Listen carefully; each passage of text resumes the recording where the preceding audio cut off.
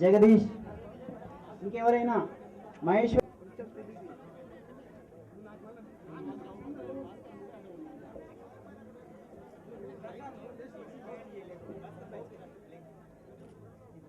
కనిజం sir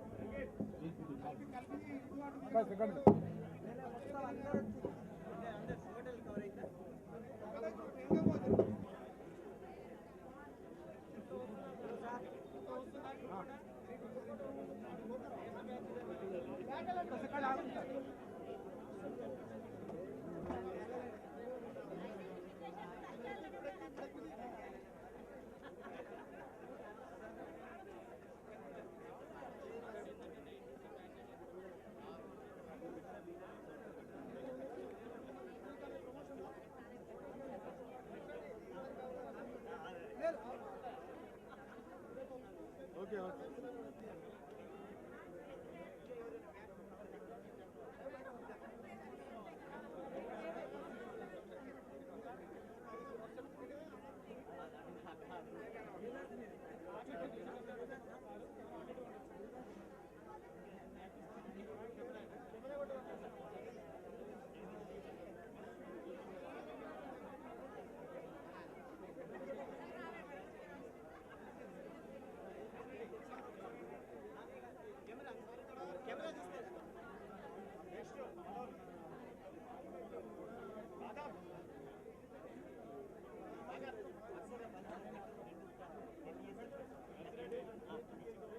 okay sir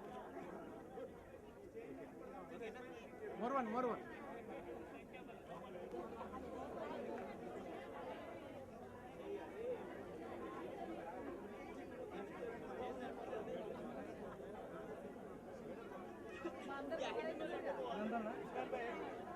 ఇదంతా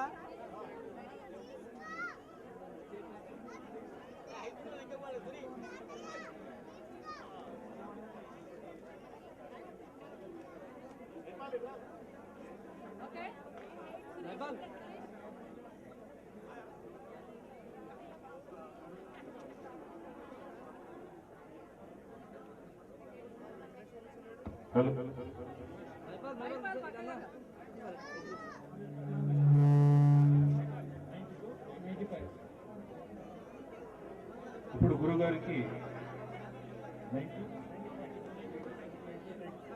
92, 95 పూర్వ విద్యార్థులు సన్మానాన్ని చేస్తున్నారు.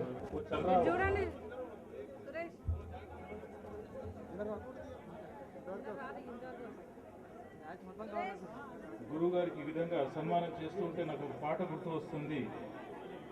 విశ్వరూపం అనే సినిమాలో ఎన్టీ రామారావు గారి పాట ఒకటి గుర్తొస్తున్నారు. నూటికో కోటికో ఒక్కరు ఎప్పుడో ఎక్కడో పుడతారు, నూటికో ఎంతో గౌరవం.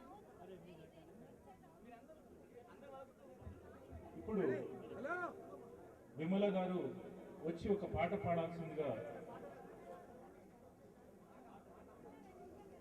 పాట కాకపోతే ఆట.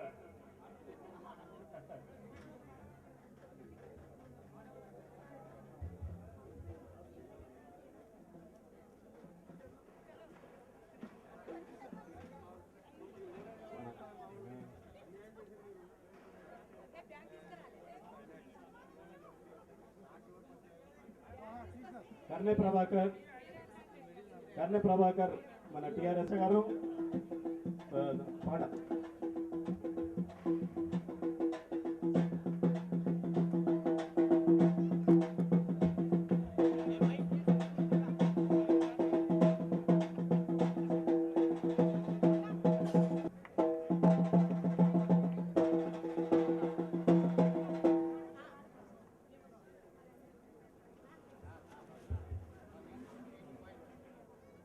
ఇప్పుడు ఆ పాట ఇప్పుడు ఇందాక నేను పాడుతూ మధ్యలో ఆపేసాను. అల్లాయే దిగి వచ్చి, అల్లాయే దిగి వచ్చి, అయ్యా ఏమి కావాలంటే మిద్దెలొద్దు మేడలొద్దు పెద్దలెక్కే గద్దెలొద్దంట ఉన్ననాడు లేని నాడు ఒకే ప్రాణమైంటాను ఒక్క నేస్తం కావాలంటాను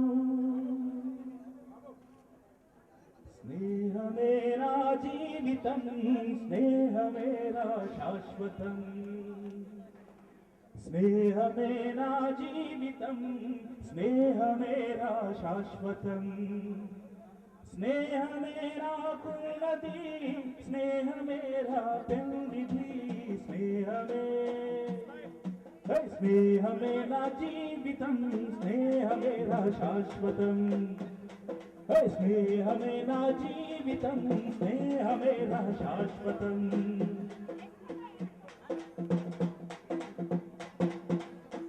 గుండెలే పలికించితే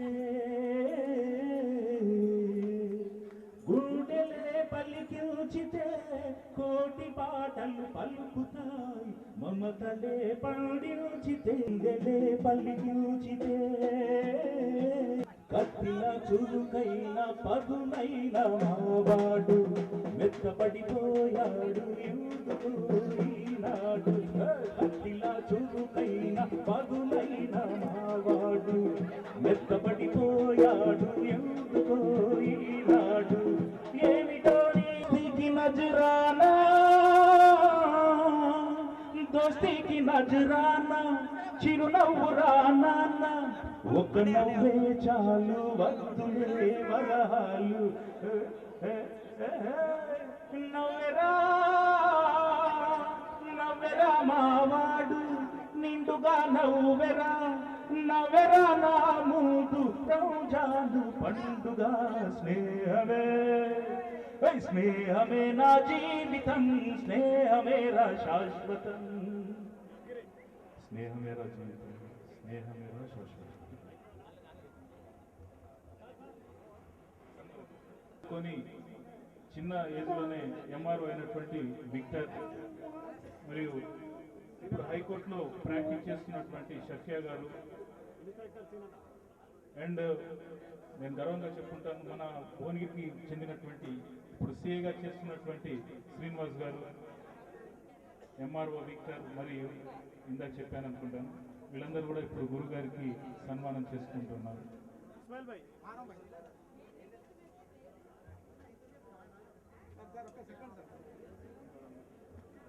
ఇంకా ఇంకా వేరే బ్యాచెస్ కి సంబంధించినటువంటి విద్యార్థులు ఎవరైనా ఉన్నట్లయితే వాళ్ళు వచ్చి బోల యాదగిరి టీం మొత్తం అంతా స్టేజ్ లో కూర్చోవాలి మీ మిత్రులంతా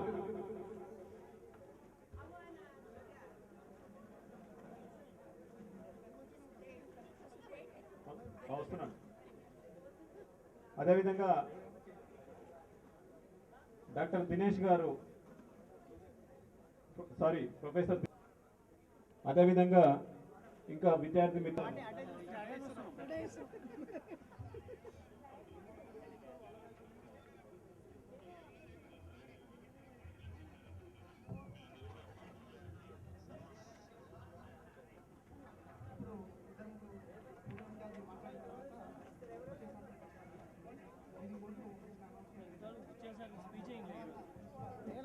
సార్ స్పీచ్ ఇవ్వలే కదా సార్ ఒకసారి ఇచ్చే అవకాశం సార్ మాటలు వినిపోతే బాగుంటుంది సార్ వాయిస్ ఆహ్వానిస్తున్నాను.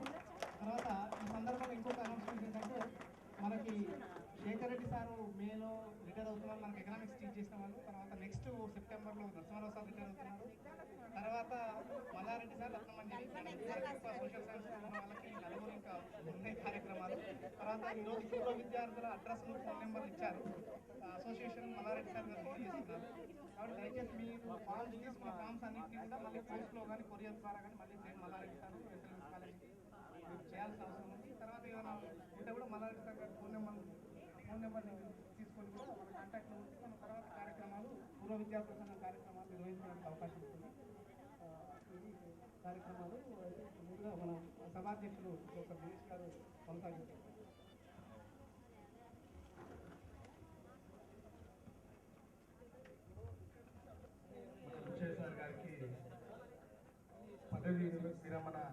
డే సందర్భంగా మనందరినీ ఒక ఆర్గనైజేషన్ చేసి ఇక్కడికి పిలిపించినటువంటి మిత్రులు సురేష్ గారు కానీ, అలాగే ఈ సమావేశానికి అధ్యక్షత వహిస్తున్నటువంటి ప్రొఫెసర్. ఎందుకంటే నేను చదువుకున్న, నేను ఫస్ట్ ఇయర్లో తక్కువ వచ్చేటోని, నేను కాలేజీకి చాలా తక్కువ వచ్చేటోని ఫస్ట్ ఇయర్లో మాత్రం. నాకు మొట్టమొదటిగా ఆయన ఒక పాఠం చెప్పిండు, సార్కి ఇప్పటికీ నాకు గుర్తు, సామాజిక ఒడంబడిక సిద్ధాంతం. సామాజిక ఒడంబడిక నాకు నిజంగా కూడా పొలిటికల్ సైన్స్లో ఒడంబడిక అంటే రాసిన కవిత. మన డాక్టర్ చాగంటి బుచ్చయ్య సార్, మహామేధావి సారు గారు క్రమశిక్షణకు మారు పేరు. వారు పాఠాలు చెప్పితే ఎవరు లేచిపోరు. అభినందన సభ ఏర్పాటు చేసుకున్న మన బుచ్చయ్య సార్ గారు, తర్వాత వేదికను అందించిన పెద్దలు, మరియు అట్లాగే మన బుచ్చయ్య సారు మేము దాదాపు ఒక 35 సంవత్సరాల నుంచి మాది పరిచయము.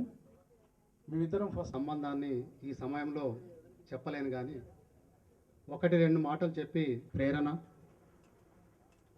వారు వేసినటువంటి నిచ్చెన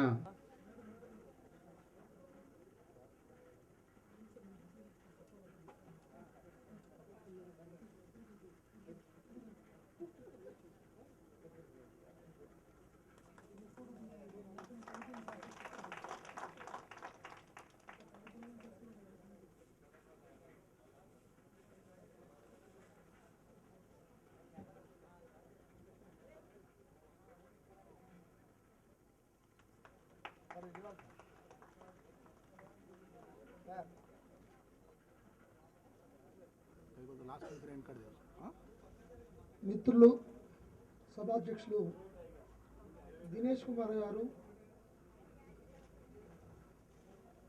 పూర్వ విద్యార్థి మిత్రులు తడగా యాదగిరి గారు, కళాశాల ప్రిన్సిపల్ శ్రీ నరసింహారావు గారు, ప్రియమైనటువంటి మిత్రులారా, ఉదయం నుంచి ఇప్పటిదాకా మిత్రులందరూ బుచ్చయ్య సారు అంత పెద్దోడు, ఇంత పెద్దోడు, ఇట్లా పాఠాలు చెప్పినాడు అని వాడికి ఉన్నటువంటి స్మృతులన్నింటినీ ఒకసారి నెవరు వేసుకోవడం జరిగింది.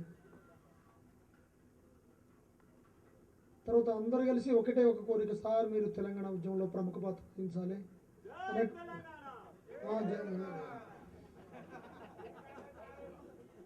అంటే సార్ తప్పకుండా. మిత్రులారా, మీరు దాదాపుగా ఎప్పుడైనా మెడలో దండ వేయగానే ఇండియాలో ఉన్న ప్రతి ఒక్కళ్ళు ఎమ్మటే తీసి కింద పెడతారు. నేను ఈరోజు ఆ పని చేయలే, పొద్దు నుంచి దండ మోస్తూనే ఉన్నా.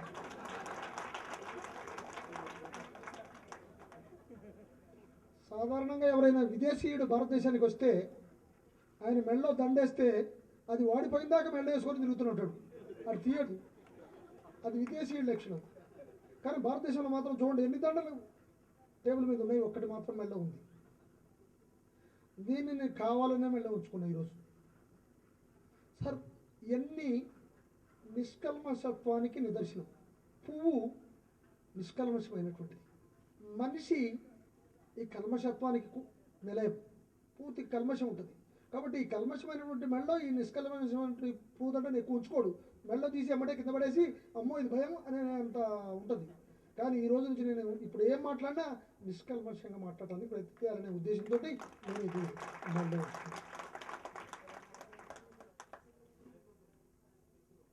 మా సహధర్మచారిణి దాదాపుగా 33 సంవత్సరాలు నన్ను రోజు టైంకు బడికి పంపడానికి ప్రయత్నం చేసింది. బడికి పంపలేదు, కానీ ఒక్కరోజు బడికి పంపకుండా అన్నం పెట్టకుండా బడికి పంపినా ఆ రోజు ఎందుకు పంపినా గుర్తు చేసుకో అన్నది. ఈ మధ్యనే ఒకరోజు అన్నం పెట్టకుండా బడికి పంపింది. ఇక నాకు గుర్తులేదు, కానీ మొత్తం మీద అన్నం పెట్టకుండా బడికి వచ్చింది ఒక్కరోజు ఉంది అట్లాంటిది.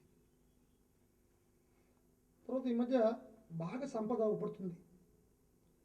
చూడు, ఆయనకి అది వచ్చింది, ఈయనకి ఏదో వచ్చింది, ఆయనకి ఇల్లు వచ్చింది, ఆయన కారు కొనుక్కున్నాడు, వాళ్ళ పిల్లలు అమెరికా పోయినరు. ఇక నువ్వేం చేసినావు? మీ పిల్లలు ఒక ఆయన కంపెనీలో పని చేస్తున్నాడు, ఇంకో ఆయన ప్రైవేట్ కాలేజీలో పనిచేస్తున్నాడు. ఏం సారు సార్ నువ్వు ఏం సంపాదించినావు సారు అనే అంశం మదిలో కొట్లాడుతుంది అనిపిస్తుంది, కానీ ఎప్పుడు నన్ను అంత డైరెక్ట్గా అడగలే. అప్పుడప్పుడు చర్చలో వచ్చేది, మనం మన పిల్లలకి ఏం చేసినాం, ఏం సంపాదించకపోతే, పెద్ద ఉద్యోగం వచ్చినట్టు చేయకపోతే, అమెరికా పంపకపోతే, యూఆర్ ఏ ఫెయిల్యూర్ టీచర్ అని ఆమె రోజు మనసులో బాధపడుతుంది. ఏం చేయలేదు అన్నట్టు ఫీల్ అవుతుంది. కానీ తల్లి, ఇంతకుముందు కూడా నేను ఎప్పుడు చెప్పిన, ఊర్లో ఒక టీచర్ని ఎప్పుడు భార్య సతాయిస్తుందట, ఏం పొద్దులు వేయను, ఏం సంపాదించకపోతే, ఇట్లే అనుకుంటుంది ఆమె.